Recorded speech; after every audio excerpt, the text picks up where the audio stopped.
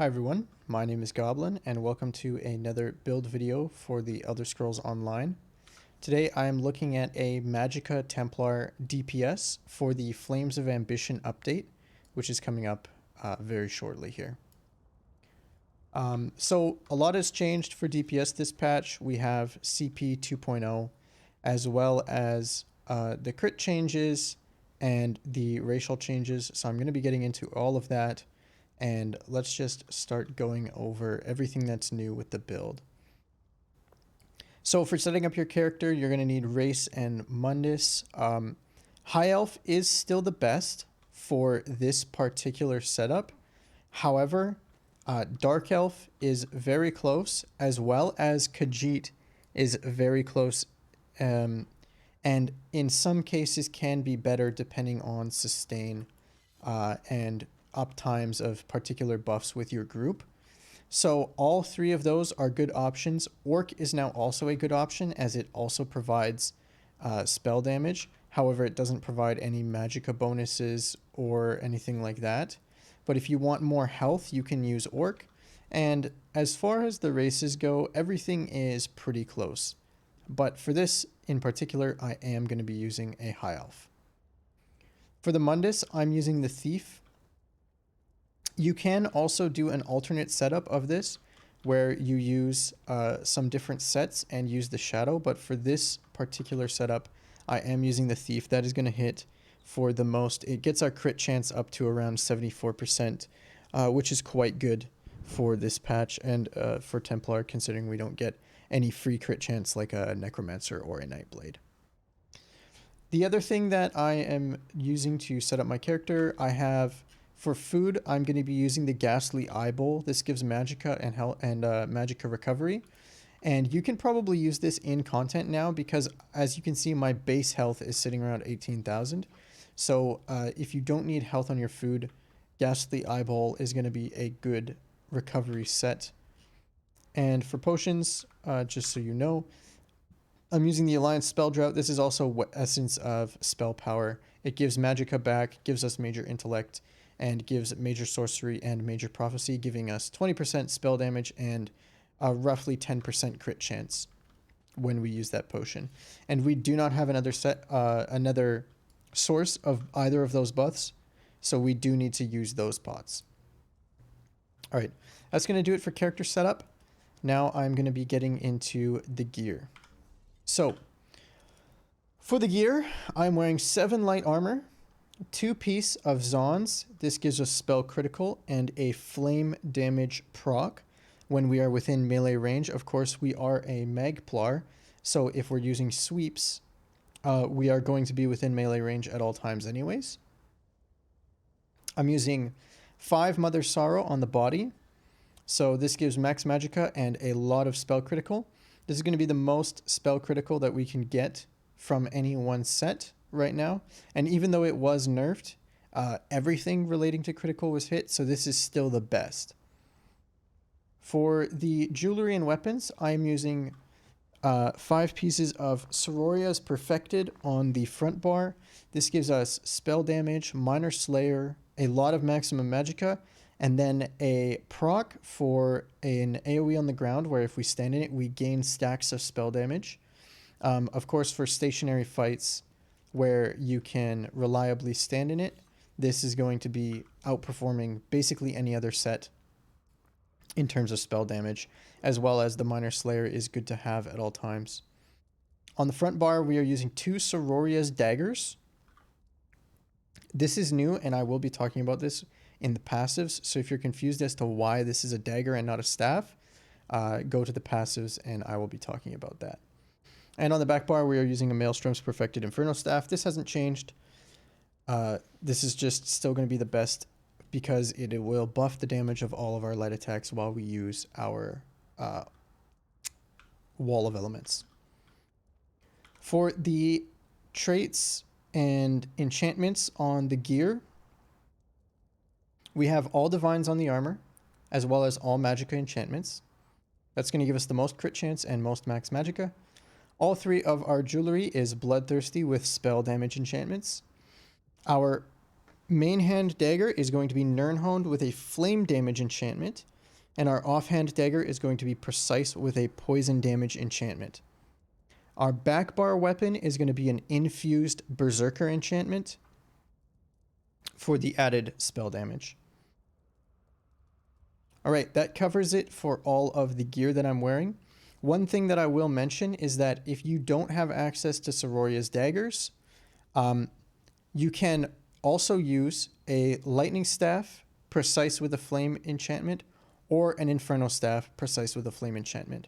And those both hit a bit lower than the daggers and are quite close to one another, with lightning having a slight edge.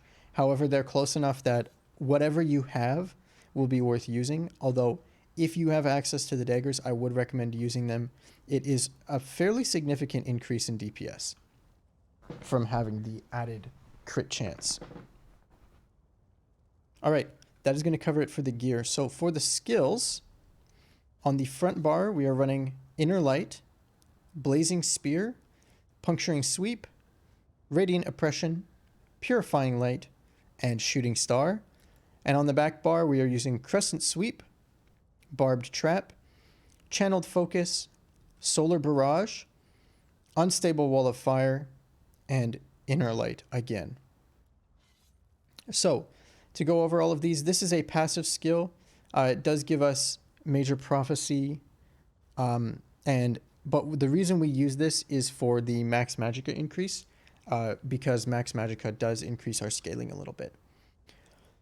Blazing Spear, we have this. It's a damage over time plus a synergy that our teammates can use. So this is a good skill to have for team support, as well as it procs one of our passives, which adds to our damage, particularly during execute. We keep this up, even though it's a lower damage dot compared to some of our other ones. The passive that it helps proc makes up for even more damage. Puncturing Sweep, this is our main spammable. It hits 4 times, and every time that it hits, you also proc a passive bit of damage that comes with Templar, as well as you heal for some of the damage that you do. So Magicka Templar does get a lot of passive healing by using this skill as your main spammable, and it does quite a lot of damage and is going to be the best spammable that we have. Radiant Oppression, this is our execute spammable. This is a long duration channeled skill that deals damage 3 times and scales up by quite a lot during execute. As you can see, 480% more damage to enemies below 50% health, scaling up. And we also get additional scaling on this in proportion to our current maximum magicka. Purifying Light. This is a skill that we put on the enemy, and then over the next 6 seconds, the amount of damage that we do to the enemy is copied and re-released in a high damage burst from this. This does slightly more than just spamming sweeps, so it is worth having in there, and is kind of one of the staples of Magplar rotation, and we've built the rotation around this to be very, very smooth. Shooting Star, this comes from the Mages Guild, and basically this is a damage over time that does quite a lot of damage over 13 seconds. It has a lower ult cost than a Destruction Staff ult, and we can use it while we're holding daggers. So this is going to be a really good option for us, as well as the initial hits for quite a lot. And as a bonus in AoE situations, we gain ultimate back for each enemy hit by this. So it can be effectively even cheaper the more enemies that we hit. On the back bar, we have Crescent Sweep. We don't cast this at all. It's here for a passive. But this is a decent damage option as well. If you are low ultimate and the fight is about to end and you want to get this off, you can use it. Barbed Trap, this is our source of minor force. It does physical damage and it is a single target dot, so it's less ideal for us. But because we're a melee class anyways, it's not too much of a loss for us to use this, and the minor force is worthwhile. Channeled Focus, this gives us Major Resolve and Magicka Recovery while we stand in it. or we don't even actually need to stand in it. We just need to put it down. So this is baked into the rotation. Our Magicka recovery is pretty bad on Templar compared to some other classes. So we do need to use a sustained skill like Channel to Focus throughout. And this is really good because when we go into execute, it keeps our Magicka up so that when we go into execute, we get bonus scaling off of Radiant Oppression. Solar Barrage. This is a AoE damage over time that goes on around us in kind of an AoE like that. And while we have this active, we gain Empower, which increases the damage of our light attacks. So again, this dot doesn't perform as well as some of the other ones, but the Empower makes up for it, similar to a Blazing Spear. So that's why we are choosing to use these two over something like, for example, Orbs. Unstable Wall of Fire, we need this to keep our enchantment proccing, as well as we gain bonus damage on the flame version when enemies are burning, and we are using a flame glyph on the front bar, as well as Shooting Star is flame damage, so that can proc burning as well. So that is going to do a decent amount, and it actually does quite a good amount on its own as well. Plus, at the end of the duration, it explodes for some direct damage. All right. If you are wondering where to find these skills, this comes from the Mage's Guild skill line. It's the first one. This is Mage's Guild. It is the ultimate there. This comes from the Purifying Light comes from the Dawn's Wrath skill line, as does Radiant Oppression, the third and fourth skill there. On the back bar, we have Solar Barrage, which is also Dawn's Wrath. So we're using 3 Dawn's Wrath. For the Adric Spear, on the back bar, we have Crescent Sweep, and then on the front bar, we are using Puncturing Sweep and Blazing Spear. So these all come from there. And then Restoring Light, the only thing that we're going to need is Channeled Focus for our sustain on the back bar. And of course, we are using, from the Destruction Staff line, Unstable Wall of Elements. And that is about it. Oh, and Barbed Trap does come from the Fighters Guild line. It's the last one you unlock there. All right. So that is going to cover it for our active skills. So for the rotation, it's very simple. We basically have a set rotation for the majority of the parse, and then eventually we start going into execute. But the execute is actually quite simple and remains as a static rotation. You do not have to go to a dynamic rotation during execute. It does remain static, which is very nice. So to start, the first thing we do is put down our Channeled Focus, then our Barbed Trap. Then we swap to the front bar. If we have our Shooting Star, then we'll do it there. And then we start the rotation. So it goes Light Attack, Purifying Light. Light Attack sweeps 3 times. After 3 sweeps, we go Blazing Spear, swap bars, Unstable Wall, Solar Barrage. I believe that's what it's called. Yeah, Solar Barrage. So after those 3, after the Solar Barrage, you're instantly swapping back to the front bar. By the time you've done that, your Purifying Light will be ready again. So you're going to go another Purifying Light and 5 sweeps.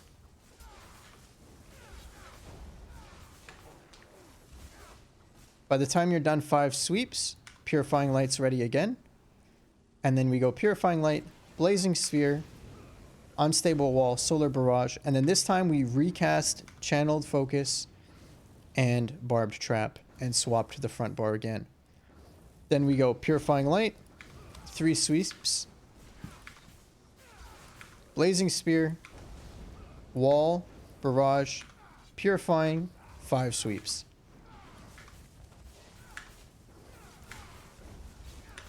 And then Purifying, and then recast everything on the back bar this time. And it's all timed out so that as your Purifying runs out, you immediately recast it. So it's just a simple rotation of 3 sweeps, back bar dots, 3 sweeps, back bar dots, plus Rune Focus and Barbed Trap. Purifying, 3 sweeps, dots. Purifying, 5 sweeps. Purifying, dots, and backbar buffs. Now, your shooting star, when it's ready, you just replace one sweep at any time with it. Anytime it's ready, just cast it off the front bar to replace any one of your sweeps and just include it in the count. So if you were going to do 3 sweeps, then do shooting star plus 2 sweeps. And it's very simple all the way through like that. Now, if we push this guy a little lower, I will show you the execute rotation. So as you'll see on my screen here, over here, it shows up and it says start, use beam, drop, jabs. Now this is an add-on that I highly recommend you get if you are playing a Magplar. It is called How to Beam. You can see it right here, How to Beam. And basically all it does is it looks at how much damage your jabs or whatever spammable you're using will do. And it tells you when to start replacing it with beam. So let's say we had everything running at this time and we were just casting our trap. We come and do the Purifying Light and we are going to start doing 2 beams and then recasting everything and basically keeping it all the same, but doing 2 beams instead of 3 jabs or 3 beams instead of 5 jabs is going to be roughly the correct amount of time. Now, after a certain amount, it's going to tell you to drop Solar Barrage as well, at which point when you would go to cast Solar Barrage, just skip over it or so either swap off of the flame wall or do the flame wall, then the rune focus and the trap, and then swap if you need to recast those. Just skip over it, save that little bit of time. And then eventually it's going to say just spear and blockade, at which point you're going to be only doing spear, blockade, and then trap on the second rotation. You're dropping Purifying Light, and at this point just spamming beam, and then when those need to be recasted, do so. So it should be about 4 beams and then recast dots and then 4 beams. Again, keep doing your shooting star if during this time if you need to, or when it is ready. And then eventually the add-on will say beam them to death. Now, once that happens, the only thing you need to keep running is Barbed Trap. But the way that the parse works out, you shouldn't really have to recast it once you get the beam them to death. If you want any further information on the execute phase, hopefully I made it clear enough, but I do a parse at the end of the video. If you want to watch that, you'll be able to see me do that on the raid dummy in real time. The only other thing worth noting is that there is one other add-on that I like to use for Magplar, because jabs or sweeps for Magicka is quite hard to weave and you can miss a lot of light attacks. So I use Combat Metronome. Combat Metronome just shows the, you can see it on the middle of my screen, there's a yellow bar that goes down. And I use that to tell me when to light attack so that I can more reliably light attack weave with my sweep. It is not trustworthy to go off of the animation itself. I have found that particularly Templar with this ability, the animations get messed up and the animation does not match the actual timing of the skill. So I just prefer to use Combat Metronome rather than going off of the sound or the visual cues that I get. All right, that is going to do it for the rotation. So we're going to look at CP now. For the green CP, it's going to be all preferential. You can just get in there, use whatever you like. It doesn't really matter. So I'm just going to be covering blue and red CP. So this is the reworked CP, as you can see. So first, I will show you the slotted CP that I'm going to be using. I'm using Backstabber for 3% crit per stage, up to 15% from behind when you are attacking. Then Fighting Finesse for 10% crit damage overall. Thaumaturge for 10% damage over time. And Biting Aura for 10% area of effect damage. All of our dots, except for Barbed Trap, our area of effect, and all our spammable jabs or sweeps is AoE as well. So the only thing that doesn't get buffed by this is our Purifying Light and our Radiant Oppression. For the passive CPs, which is the yellow nodes, the ones that I recommend getting first is Precision, then go into here, make sure you have Piercing and the left side, then you should max out your Max Magicka here, Eldritch Insight, gain the Max Magicka, then come in here, make sure you have 1 stage worth of this, and then Preparation is going to be the most important mitigation passive. Then once you've got that, finish filling out this tree, get the right side as well, and then lastly, you can fill out the stamina bonus, the rest of the mitigation tree, and the healing done. Your sweeps does heal you, so this is worth having, but this is the last thing that I would fill out. And this is all we're going to need for slottables. The only thing that you should keep in mind is if you're doing some kind of boss like the Dragons in Sunspire, where you can't use Backstabber, you can swap out Backstabber for Deadly Aim or Wrathful Strikes. That covers it for blue CP, and for the red CP, the slotted that we are using are Siphoning Spells, gain Magicka when you kill an enemy, Rejuvenation, Flat Recovery, Ironclad, Base Armor, and Boundless Vitality, Maximum Health. And then the ones that are important to fill out are going to be Hero's Vigor for max health. You don't need this, but you do need it to get over here. So then you need Tumbling, which I would say is very important, and Defiance. This is going to be basically most of what you need. For a trial, breaking free and roll dodging when you need to is very helpful, especially for a Magicka spec where we don't have a ton of max stamina. And then from there, you can just fill out all of the yellow stars that you want. They are all pretty useful, although not the most necessary. And then the only other one that I would say is really important is reduced cost of sprint is very helpful. And movement speed when sprinting is very nice to have. So these two, this one, and these two are kind of the core passives. And then for damage dealing, always run these 4. There's nothing else that you really need to run. All right, that covers it for our CP. We're going to look over our important passives quickly. So Adric Spear, this is most of our good passives here. We have, when an Adric Spear ability is slotted, we gain critical damage, 10%. That is huge for us, especially because we're using the Thief Mundus now. Minor Protection when using an Adric Spear ability. We do get this when we're spamming, so that's quite good. Burning Light, this is the other really important passive. When you deal damage with an Adric Spear ability 4 times, it deals additional magic damage each time. So each time we sweep, we get a magic damage proc. Each time that we Radiant Oppression, this hits for 3 times, and then this hits 1. This is a damage over time. So as these are both going off, we continue to get this during execute.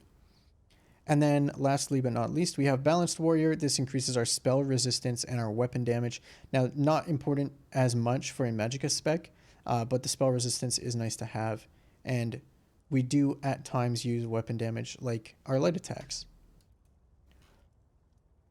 All right, for the Dawn's Wrath, increases the duration of Sunfire, Eclipse, Solar Flare, and Nova abilities. This is Solar Flare, so we do need that duration for it to last the full 10 seconds. Casting Dawn's Wrath generates 3 ultimate. This can occur every 6 seconds. So this is quite good because we are casting this and this every 6 seconds. So we are going to be proccing that on cooldown. Casting a Dawn's Wrath ability grants minor sorcery to you and your group, increasing your spell damage by 10%. You do need this to buff your group, especially if you're the only Templar. Very important to have, as well as this applies to yourself, so when you're soloing, this is going to give you extra spell damage. Restoring Spirit reduces the health, magicka, and stamina and ultimate cost of your abilities. Now, this does apply to all abilities, so including our Shooting Star and everything, so we do definitely need this to sustain. Restoring increases the healing effects from your Restoring Light abilities. We don't have any restoring light healing abilities. However, I would say if you're soloing or anything, Rushed Ceremony is definitely going to be something that you might use. So good to have if you're going to be doing any solo content. While standing in your own cleansing ritual, Rune Focus, or Rite of Passage, you gain the effects for 4 seconds after leaving them and gain minor mending. This increases the damage you can block for the duration. So this is good because then when we leave our channeled focus, we still gain the effects of if we were standing in it for 4 more seconds. So is good to have. Particularly some fights you need to pre-buff this and then run out of it right away. When you heal an ally under 50% health, you don't necessarily need this if you don't want, and especially we are not going to be using this ultimate. Master Ritualist increases resurrection speed. Resurrected allies return with 100% more health. This is actually very helpful, particularly in a progression group. There is a lot of resin going on, and as a Templar, if you can just, stop DPS for a few seconds, slam out a res, and the person comes back with their health almost full, and, they don't instantly get one-shot by an AoE that was under them when they rezzed, that is going to help you clear content with your group. For weapon passives, we do need the dual-wield passives. However, we don't need Controlled Fury. We do need Dual Wield Expert. This is going to increase our spell damage overall. I do believe it says only weapon damage, but I do believe that it does contribute to both. Increases the damage of dual wield abilities. You don't need this, so you don't need these two. You do need this one. Ruffian, you can get. It's up to you. If you have the points to spare, it is worth it for a little bit of damage. And then Twin Blade and Blunt increases each dagger increases your critical chance by 812. That comes out to like 4% or so. Plus, if the dagger is precise, then you get almost 10% from each dagger. So basically, the reason that we're using dagger is because we can get more crit chance, and that extra crit chance buffs our damage more than the AoE damage buff or the single target damage buff from a lightning staff or an inferno staff. Paired with the fact that we get to use 2 front bar glyphs. So we get to use a poison and a flame glyph. Dual wield does outperform. Now, obviously, if you need to be ranged, you can slot a different spammable and use a staff. But for a Magplar, most of the time, you're going to be melee anyways. So it's not a big loss to use dual wield. And in fact, you gain a lot of crit chance and therefore a lot of damage. For Destruction Staff, I recommend having all of the passives. This one you can get. It doesn't get unlocked by default. But if you do a heavy attack on your back bar, this will give you additional damage. However, since we're not using a staff on the front bar, this is less important. Destruction Staff abilities ignore 10% resists. We do have really high penetration as a Magicka DPS already, especially in 7 light, but you can get this if they're ever not fully debuffed, then your wall will do more. We need Elemental Force, increases the chance to apply elemental status effects. This will increase our burning chance, and burning is very important for DPS. It adds, on its own, it adds almost 2k DPS just by having burning. Never mind the actual flame glyph itself and, whatever damage is associated with whatever procced the burning status. Equipping an Inferno Staff. As I talked about, we don't use a staff on the front bar, and we don't really use any single dart target abilities, so you don't necessarily need this, but I would get it in case you want to swap out weapons. Say you need to use ranged at any time. And Destruction Expert. When you kill an enemy with Destruction Staff ability, you restore Magicka. This is important to have, I would say, because if something dies to the tick or the explosion from your wall, you will gain your Magicka back. Alright, for armor passives, we have all of the light armor passives. We don't need any of the other passives. Now, worth mentioning is that we do have some penalties from light armor, so our cost of block is going to be very expensive. We always want to dodge roll instead. And bashing is going to cost us a lot of stamina. However, we don't use our stamina for much else other anyways. But in a scenario where you need to bash a lot, you may consider slotting something like Crushing Shock. That does it for you. Light armor bonuses. We basically get better stats against magical attacks. And, oh, my bad. Decreases damage done with bash. So your bash doesn't do very much damage, but it didn't do very much anyways. And this actually reduces the cost. So your bash is actually reduced cost. Break free is reduced cost. Your movement speed penalty of sneak is reduced. And you can reduce the cost of roll dodging. So I would recommend always roll dodging. Absolutely, because of your block cost increase. Grace, we need this to reduce the snares and the sprint cost. So with our CP and this all together, our sprint cost is very low. You don't absolutely need this, but you can have it. It's nice to have. Magicka recovery and Magicka cost of abilities reduced. We absolutely need evocation. Even in 5-1-1, I tried earlier, and the sustain was not working for me. So 7 light, while it does still give us the best damage stats, is also a sustain tool for us. Spell warding, you can get this if you want the spell resistance. I would recommend having it since light armor doesn't give you very much base resistances. The 5000 spell resist is quite a lot. Prodigy, we absolutely need this. This is crit rating for every piece we are wearing. We are wearing 7 pieces, so we get the most out of this. And concentration is spell penetration for each piece. Again, we're wearing 7 pieces, so this amounts to a lot of spell penetration that we basically get for free. And because the spell penetration with our CP is just a passive, we don't have to slot it. Our overall penetration is very high for Magicka right now. All right, the only other things you should need are Mage's Guild. You'll want Mage Adept to reduce the cost of your Shooting Star. And you will want Everlasting Magic to increase its duration as well.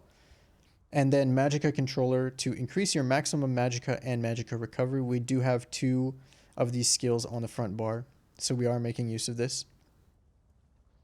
This we already have in Power, so we don't really need this. And Persuasive Will is, it's a questing thing. You don't really need it.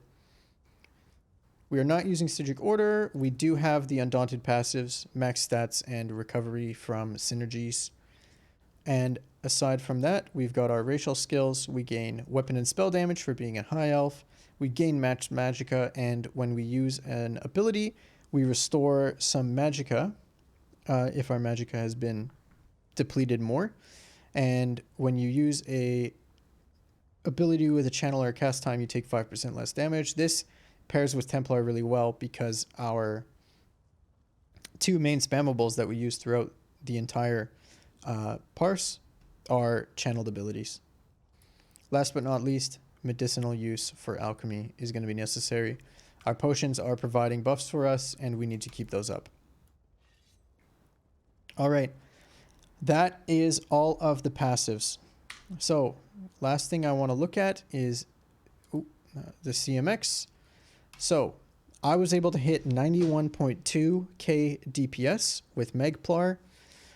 Magplar is hitting a little bit lower than some of the other classes, and with a full dynamic rotation and using things like mechanical acuity to time 100% crit chance with the Shadow Mundus, maxing out around 95. So static rotation 91.2 is actually really, really nice. We're not that far back from the absolute maximum potential. You can look at our stats here. So we gain about 8,000 penetration all the time. So that's really good. Basically a tank with, you know, pierce armor and a crushing enchant is going to be giving us true damage on a boss. Really nice. Spell damage sitting around 6,400. Doesn't really go down much, assuming we are getting our Siroria stacks. We've got 40k max Magicka, 72% spell crit, and on the raid dummy, we've got 114% critical damage. So we are hitting for a lot of crit damage. It's quite good. Outside of that, the only thing to note is that Radiant Oppression, we only cast this for less than half the parse, and it does the most damage of anything that we do. So this is a massive damage execute, and it can channel for 94 K ticks, 3 in a row in less than 2 seconds. So it is very huge, and I'll show you the graph. This really shows it. When you see Nightblade execute, you know, it'll still go up and down. It's just a bit higher, but this is insanely high for the execute. So we go into execute at about 86 on this parse, and we end up at 91.2. Here's the info page. As you can see, I did actually miss some light attacks. So if you're really good on your light attacks, you could actually potentially get more than me. But I had done a lot of parses at that point and decided I didn't want to do anymore. All right, that's going to be it for the CMX. So with that, I am going to do a parse for you on the 21 mil dummy. Let's make sure everything is charged. And I will be talking throughout this to kind of show you what exactly I'm doing as I go through. All right. So I'm going to start with my rune focus, do the potion, trap, shooting star. We're going to do 3 there, and then start doing our back bar dots, recast purifying, and 5. That's 5. Recast this. I will say, worth noting for Templar, for whatever reason, they like to break their own animations. So I would completely ignore any animations that you see on the screen and just trust your combat metronome and your rotation to do the right thing, and just keep hitting the buttons even if it doesn't seem like they are going off. Keep going through.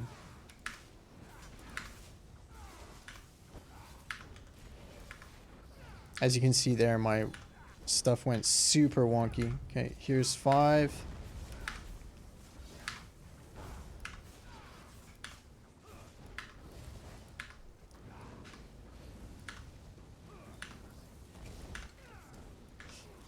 Okay, 3 this time. Oops, I recasted that early. That was unintentional. So I'm going to actually recast it again because I wasn't supposed to. 4, 5. As you can see there, the animation's messed up again. Pop the potion. 3, do the dots. Get the synergy.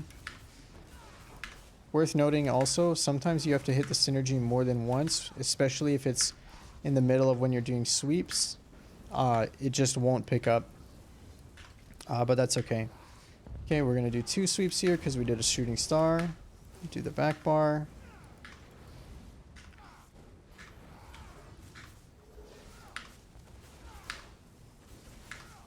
That's 5.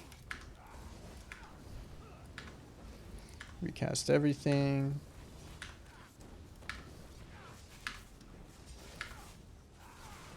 Back bar dots, potion. 5 this time. See if the synergy goes.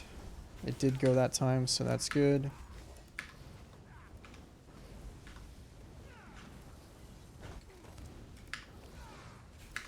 Three this time.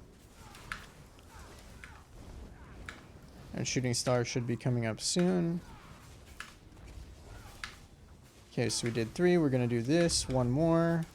And now we're going to recast everything as we would, but we're just going to start using oppression now. So we're going to go 2 oppression. Back bar dots.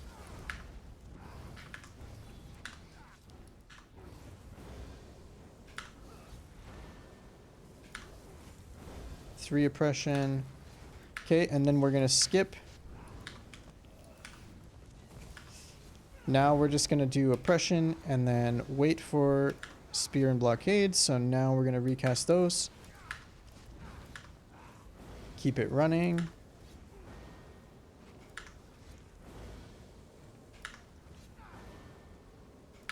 Recast everything. And now we beam to death. cast Shooting Star. Then this should be all the way to the end. We aren't going to have to recast Trap here. Now, even if it's red at the end, I like to hit my potion because of the extra Magicka scaling on Oppression. Alright, and that's the entire Parse. So that was 89.4. A little bit back from my best Parse, but you actually, despite the fact that execute is such a huge part of the Parse, and that, you know, getting lucky and crit execute is really part of what drives you up, Magicka Templar is very consistently sitting around 90, and then with the potential to go above that to about 91, 92 on a good Parse.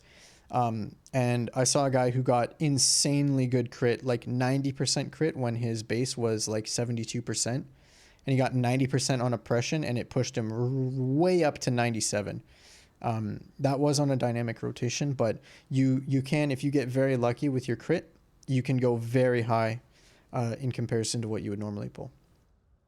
All right, so that is going to do it for Magplar. If you enjoyed this video, please leave a like or a comment saying so. I will be doing more build videos for additional classes, as well as in the future I will be covering additional setups for Magicka Templar, not just single target on the dummy Parse. So I will be doing a video covering that. If that's something you're interested in, you can subscribe, and that will be coming in the following months once I've finished up most of the basic setups for each class.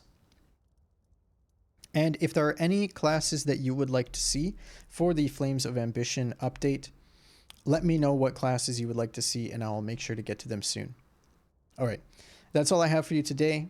Once again, my name is Goblin. Thank you for watching this video, and have a good one. Peace.